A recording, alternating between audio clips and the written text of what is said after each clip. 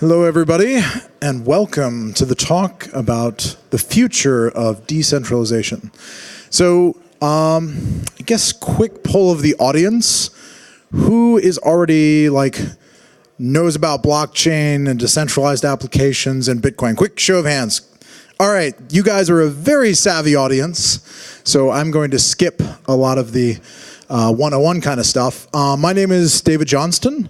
I serve as the chairman for Factum, and I want to keep this pretty informal. I don't have slides, but I want to talk about the history of decentralization in this space, talk about where we are now, and where I think this can go. And I'm going to keep it pretty short so that we can really get to the interesting part, which is asking questions, engaging about different subjects, and you guys just throwing stuff at me. So, without further ado, I guess sort of why I'm the one talking about decentralization is I had this crazy idea in 2013 that decentralized applications could be a model for building these new decentralized projects. And so with some other co-authors, I wrote the general theory of decentralized applications. And so if you've heard the term, definitely recommend reading the actual white paper because it sort of defines what that means. What is that? And I basically put 4 basic tenets forward that, okay, if it's a decentralized application, then it ought to be based on a blockchain, right? So you have this distributed ledger. It ought to be peer-to-peer and open so people can join these projects and participate. It ought to have a token that incentivizes the economics so that for the first time, the genius of Bitcoin is all of a sudden the software could pay the hardware, right?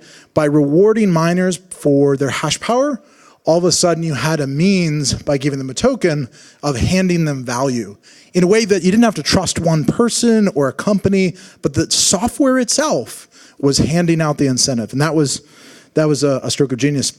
And the 4th criteria I put forth was it had to be open source, right? So people could actively innovate on it, download the source for themselves, and not have a trusted component in the software itself. And so with those 4 tenets of a blockchain backend, it being open source, peer-to-peer, and having a token incentive, that's the model I put forth. And really lucky in the early days in 2013 and 14 to be able to advise Vitalik on Ethereum when it came to their token sale.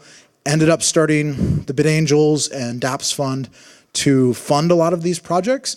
And very happy to say I got to work with Paul early in 2014 about this idea of putting lots of data on the blockchain, which became Factum thanks to his invention. So that's sort of a little bit of where we've been. And when I was in stage in San Francisco in 2014 at Coin Summit, I put forward this sort of phrase that I thought encapsulated this idea, which is everything that can be decentralized will be decentralized.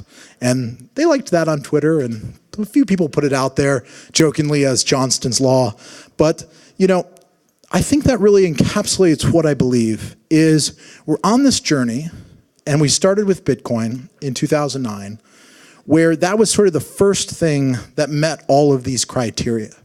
It had an economic incentive, it was open to everybody on a peer-to-peer basis, and it really unlocked value transfer as that first thing that was fully decentralized. And you can think of this as an enabling technology, though, right? Because without value transfer, that way of paying for things, you couldn't go further up the ladder of decentralization, right? That was a fundamental thing that you needed to enable all the other ideas people had for building decentralized applications. And so Vitalik is a great example of that. He looked at Bitcoin, looked at all these people that wanted to issue assets on the blockchain and said, we need a new protocol, one that is, embracing of running all sorts of different applications on the blockchain, right? If you're a programmer, you just want to run a script, right? You want to be able to run a program, have it execute on a blockchain,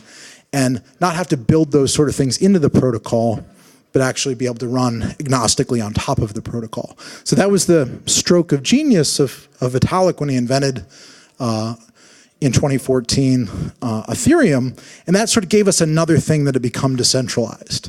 Okay, now that we got value transfer and we can reward people for providing mining power and for confirming payments on the internet, now we can run programs in a fully decentralized way. And that opened a whole new range of possibilities. And so then we got decentralized, prediction markets with Augur. We got, all sorts of projects that could capitalize on that. With Factom, you have a way to decentralize data validation. And so these are all sort of building blocks that we need, and they're very infrastructure, right? These are sort of universal things. You need to be able to run a program and pay for it.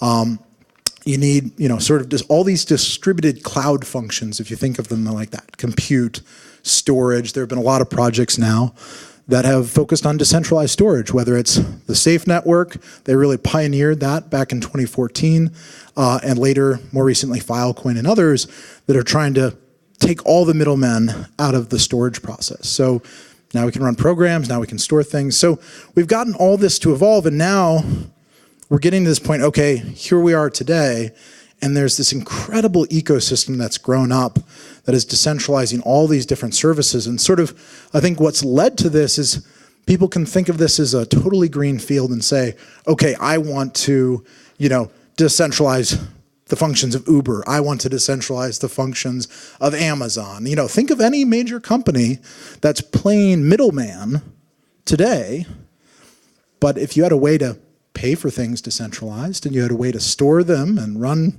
computation, all of a sudden maybe we don't need a middleman. So we've come a long way. We're still at the early days. I haven't seen a lot of end user applications yet that reach that bar and can be fully decentralized. And sort of that's where we end up hitting the ceiling right now, is some of those user-facing applications, but even those are coming. A lot of video streaming and other sort of end-user applications people are building right now and will be live before the end of the year. I'm thinking of Stream, I'm thinking of YouNow, I'm thinking of others that are adopting this model for more consumer-facing stuff. But first we had to build all the infrastructure. So I guess thinking about the future beyond where we are now, I want to identify, I think, one piece of infrastructure that's still really missing. And there are a couple of projects trying to tackle this, but one of the core things you need is internet connectivity. You need the ability to have data on your phone, right? And today we all use AT&T and Verizon or Spectrum or whatever the case might be. But I think this is one of the areas where blockchain and decentralized applications are going to be really interesting, because we all have the ability in our phone today to share our connectivity. We can connect directly from device to device. And there have been a few pioneers in this area like Open Garden that have released things like Fire Chat, which we saw in the Hong Kong protests when the government literally turned off the internet because they didn't like the protests. People kept chatting because they had Wi-Fi to Wi-Fi, Bluetooth to Bluetooth connections, and they all had Fire Chat on their phones, and they didn't need the internet. And so I think what's prevented that from coming to fruition so far is that's a use case that requires a lot of usage, meaning you need enough people in the blockchain universe. There's about 30 million people now that have Bitcoin or Ethereum or other wallets.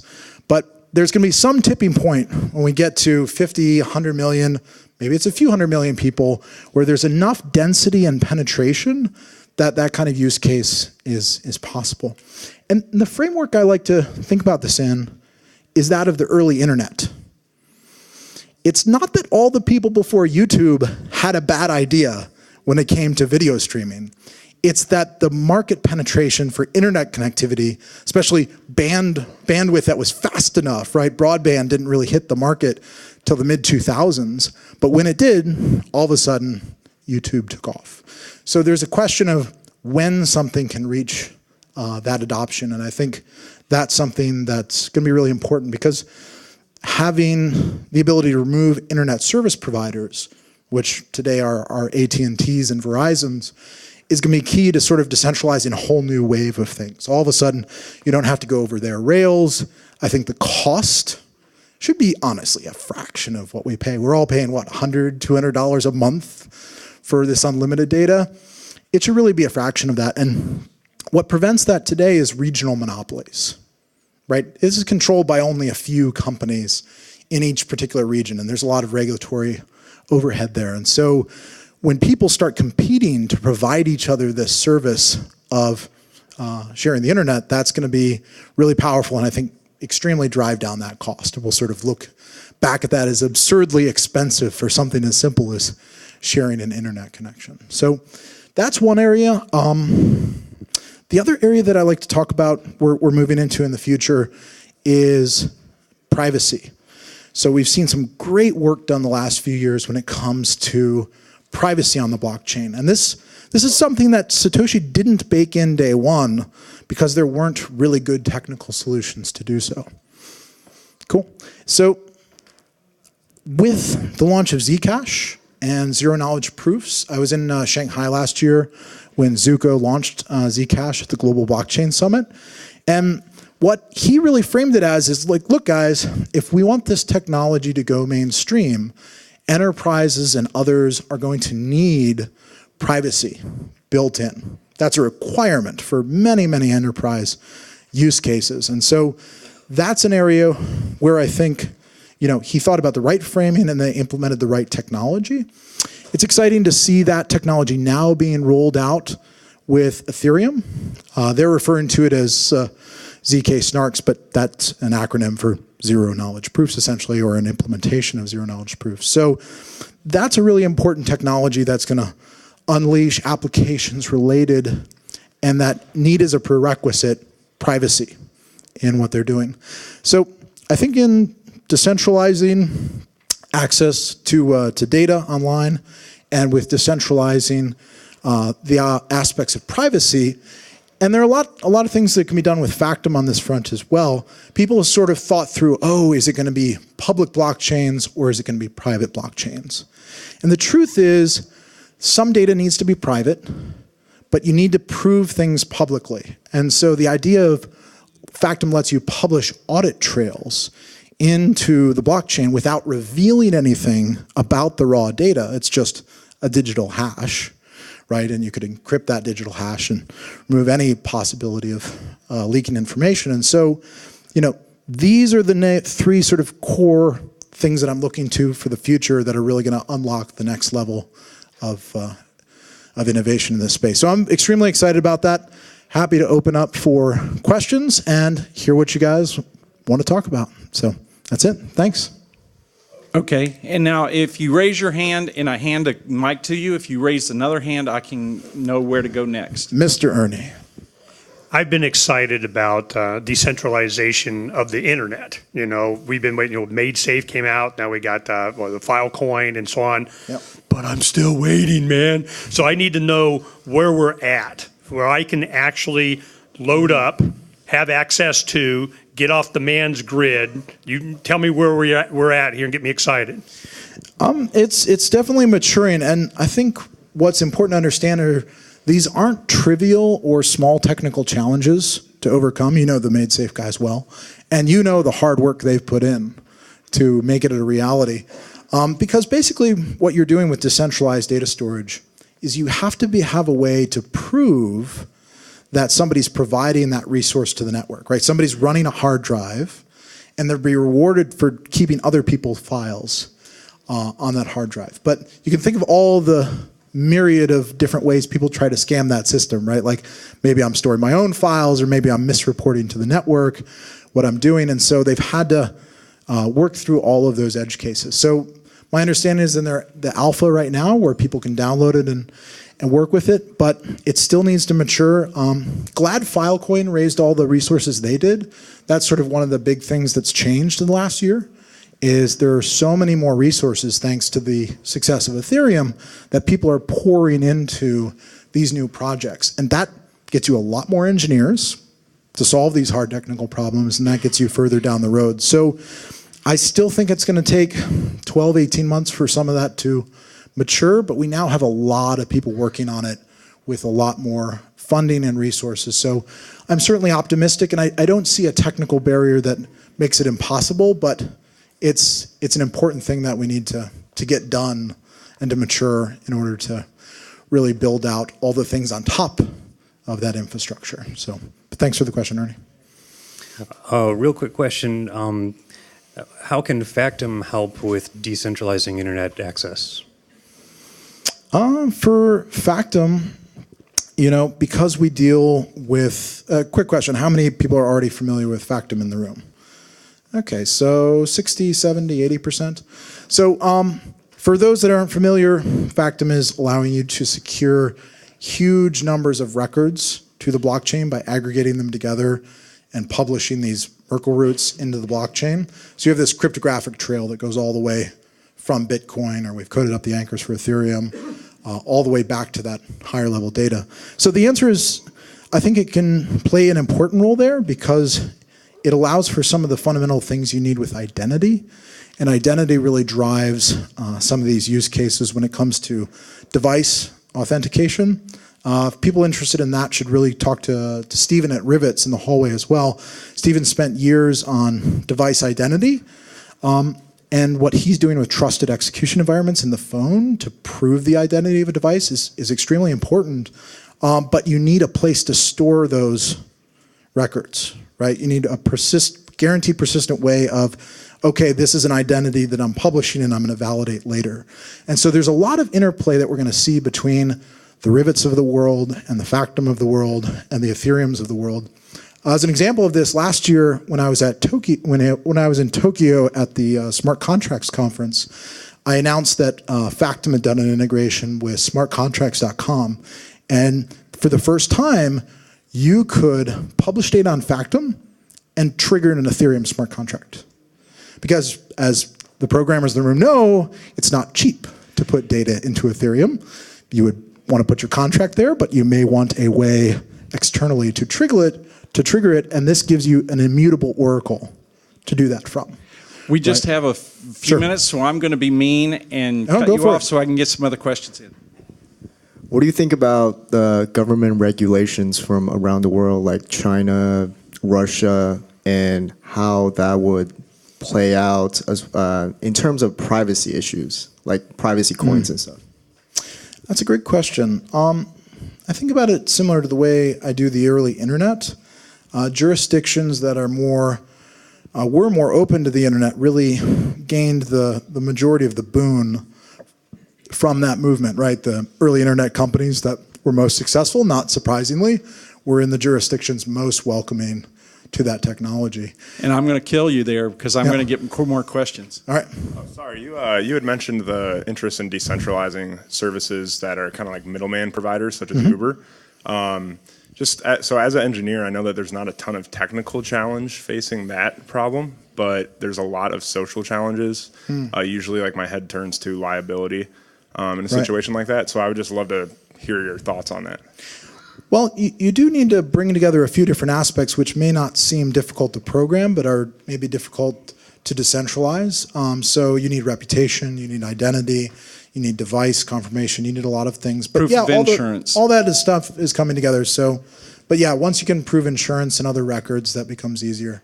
So yeah, I don't see a big barrier to that. I had a question about Bitcoin miners that you really rely on them to authenticate everything. We do Bitcoin mining in the last 3 years. We've lost 100% of the money that we put in on Bitcoin mining, which I should think would be very concerning to you because you rely on those miners. We compete with the people in Ukraine, the people in China. Sure. So when we have huge electrical costs, and then all of our processors are becoming more efficient every 3 months. They double, but we are losing. The only thing that makes us money is the appreciation of Bitcoin. And so I'm wondering, how do you correct that problem? Because if you don't have those miners out there, giving you that authentication of those blockchains, the system doesn't work. Do you have any ideas on that? That's a good question. I mean, certainly mining is hyper competitive, and I don't have a solution for that competition. That competition is driven by the fact that there are lower energy costs other places, as you mentioned.